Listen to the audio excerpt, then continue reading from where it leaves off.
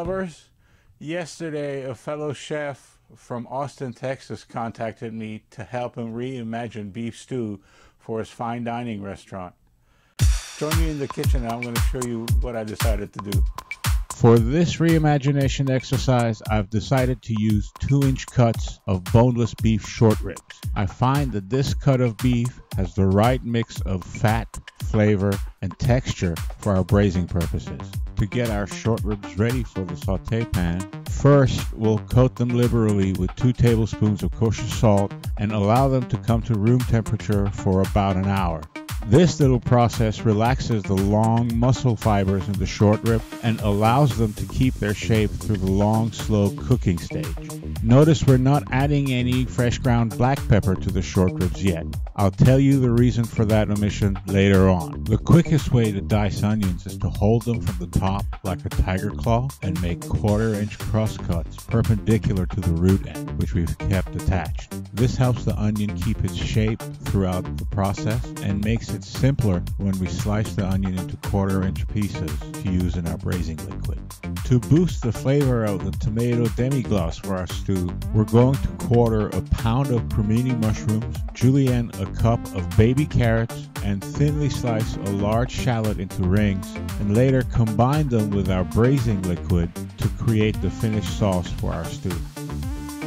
To make a flavor pouch or bouquet garni for our braising liquid, we're going to add 2 bay leaves as well as a teaspoon of herbe de Provence inside a cheesecloth and securely tie it up.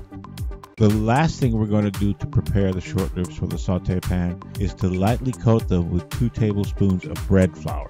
This little step serves a dual purpose. First, the high gluten flour facilitates the Maillard reaction that is essential in developing the beefy flavor we want. Secondly, the flour acts like a glue and further prevents the beef pieces from falling apart during the long braising process. To begin the saute stage, we're going to add 2 tablespoons of grapeseed oil in a cast iron skillet that's been preheated on medium heat, making sure we swirl the oil to coat the entire bottom of the skillet. Then we're going to gently place the coated short rib pieces around the skillet, making sure not to overcrowd the pan.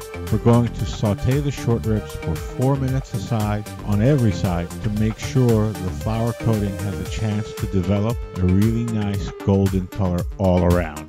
Once our beautifully browned short ribs have been removed from the skillet, that's when we're going to liberally flavor them with our fresh ground black pepper. The reason we're adding the pepper now instead of earlier is to preserve the pepper's complex flavonoid compounds, which would have been lost under the heat and the oil in the skillet, and that would have made the pepper flavor bitter to taste.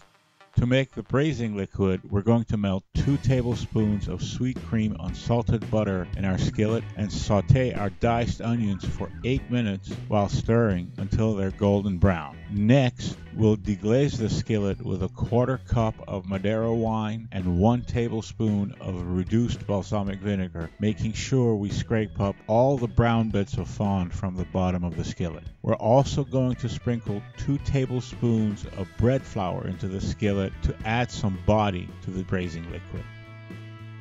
Here's a quick hack to squeeze out every bit of tomato paste out of the can. I open the can on both ends and push out the paste using one of the cut ends.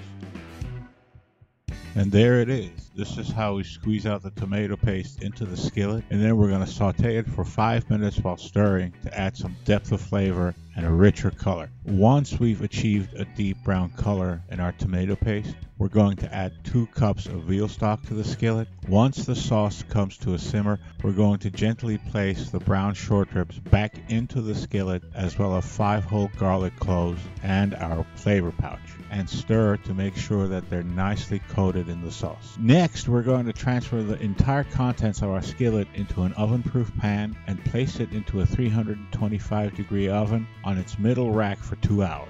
Now, with that part out of the way, we're now going to concentrate on our frites. I've developed a 3-stage process for making incredibly crispy French fries with amazingly fluffy insides that are vastly superior to any other French fries, including the world-famous McDonald's chain's French fries. To To make these amazing frites, first we're going to peel russet Burbank potatoes and cut them into half-inch thick batons. Now, when making a bunch of fries, I like to use a potato cutter to save time. Next, we're going to bring them to a rapid boil in 1 gallon of water with a teaspoon of baking soda and 2 tablespoons of kosher salt. Once these batons come to a rapid boil, we're going to turn the temperature down to a bare simmer and allow the potatoes to completely cook for 30 minutes. Then we're going to place the cooked potato batons on an aluminum lined plate and place them in the freezer for 20 minutes to rapidly cool down. Stage 2 begins by frying the chilled batons for 5 minutes in corn oil at 200 degrees. Next, we're going to drain these fried batons on our aluminum lined plate and place them back in the freezer for 1 hour to firm up. Getting back to the short ribs who have been braising for 2 hours, we're going to remove them from the pan and allow the short ribs to cool for 20 minutes. In the meantime, we're going to discard the used flavor pouch and blitz the braising liquid in the blender until smooth. To make the sauce for our short ribs, we're going to melt another 2 tablespoons of butter in our cast iron skillet and saute our quartered mushrooms and julienne carrots for 5 minutes over medium-high heat. We're also going to season them with 1 tablespoon of kosher salt and half a teaspoon of fresh ground black pepper. Then we'll add our shallot rings to the skillet and stir it to combine. Next, we'll strain the blitzed braising liquid into the skillet and bring it to a simmer. To create our short rib medallion, we're going to place 3 pieces of cooked short rib on top of a 9x12 piece of plastic wrap and fold it onto itself, pulling the short rib pieces tight in the process. Then we're going to gently crush these short ribs with our hand and wrap them tightly. To remove any pockets of air, we're going to grab both ends of the plastic wrap and swirl them in the air until they form something resembling a sausage. We'll place these sausages in the freezer for 30 minutes to firm up. Once they've firmed up, we're going to slice these sausages into 1-inch high medallions on top of the plastic wrap, then remove the wrapping and place them on an aluminum lined sheet pan before heating them in a 350 degree oven for 7 minutes. In that time, we're going to finish frying our frites in a 365 degree fryer for 4 minutes until they're crispy and lightly golden brown, and we'll add some fine sea salt to properly season the frites for plating.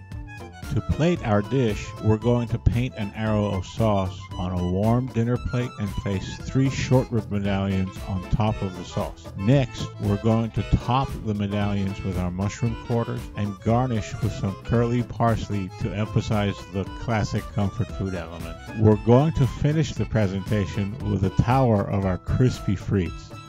There you go, food lovers. Beef stew reimagined. Don't forget to subscribe to this channel for more recipes, hacks, and other neat things.